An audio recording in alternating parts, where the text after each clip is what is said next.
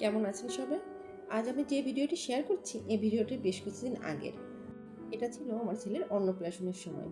আসলে আমি ওর অন্নপ্রাশন উপলক্ষে ইচ্ছা ছিল যে ঘরে ছোট্ট একটু ডেকোরেশন করার। তো আমি ভাবছিলাম যে কি করা যায়। তো হঠাৎ একদিন ফেসবুক স্ক্রল করতে করতে এই কালার পেপার দিয়ে ড্রয়িংয়ের আইডিয়াটা মাথায় আসে। তো আমার কাছেও ভীষণ পছন্দ হলো আইডিয়াটা। সেজন্য ভাবলাম যে তাহলে আমিও একটু কালার পেপার দিয়ে ডেকোরেশন করার চেষ্টা করি। আসলে এই টাইপের কাজ আমার প্রথমবার করা।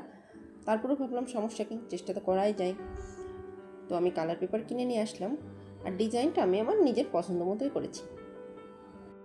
আমি আসলে চেয়েছিলাম ডিজাইনটা সিম্পল হবে কিন্তু দেখতে সুন্দর লাগবে।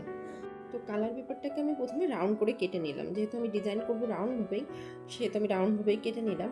তারপরে পেন্সিল দিয়ে আমি যে ডিজাইনটা করতে চেয়েছিলাম পেন্সিল দিয়ে প্রথমে সেটা আমি এঁকে নিয়েছি। তো পেন্সিল দিয়ে পুরো ডিজাইনটা করার পরে আমি কালারের কাজটা করেছি। আর ভেবেছিলাম অন্নপ্রাশন লেখাটা আমি ফুলোর আকৃতিতে করব। এতে একটু ট্র্যাডিশনাল ভাবটাও থাকে আর দেখতেও ভালো লাগে। আর এই যে আমার মেয়ে, সে তো আমার সর্বক্ষণের সঙ্গী। ওকেও কিছু কালার দিয়ে পেপার দিয়ে দিয়েছি, বাবা তুমি তোমার ইচ্ছে মতো কালার করো।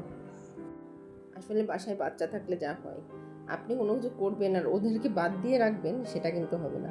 যে কাজই করেন না কেন ওদেরকে সাথে নিয়েই করা লাগে।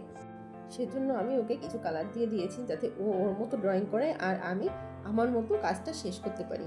আসলে আমি প্রথম ভেবেছিলাম যে রেড আর ইয়েলো কম্বিনেশন ডিজাইনটা করব, কিন্তু পরে যখন পুরো ডিজাইনটা কমপ্লিট করলাম দেখলাম যে না, রেডের সাথে ইয়েলো কম্বিনেশনেরটা ভালো লাগছে না। সেজন্য পুরোটাই আমি ইয়েলো কম্বিনেশনই রাখলাম।